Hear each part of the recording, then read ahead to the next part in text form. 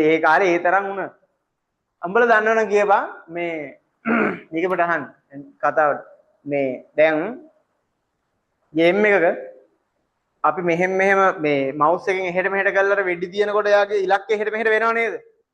දැන් ඒ ඉලක්කෙ පෙන්වන්න නැති වුණොත් මොකද කරන්න පුළුවන් අපිට?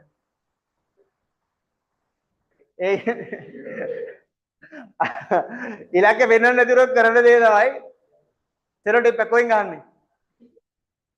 ඩිස්ප්ලේ එකේ හරිම දින්න චූටි ඩොට් එකක් තියාගන්නවා. හරියට මෙතන තමයි පෙන්වන්නේ.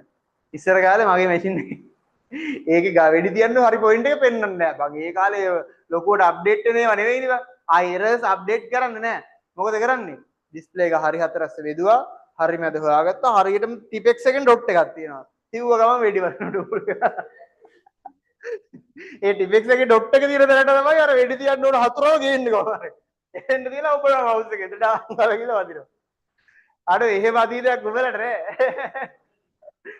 හරිද? තිබ්බොන් ඉන්නවනම් හොඳයි. ඒකත් ආද. දැන් ඉතින් කරන්න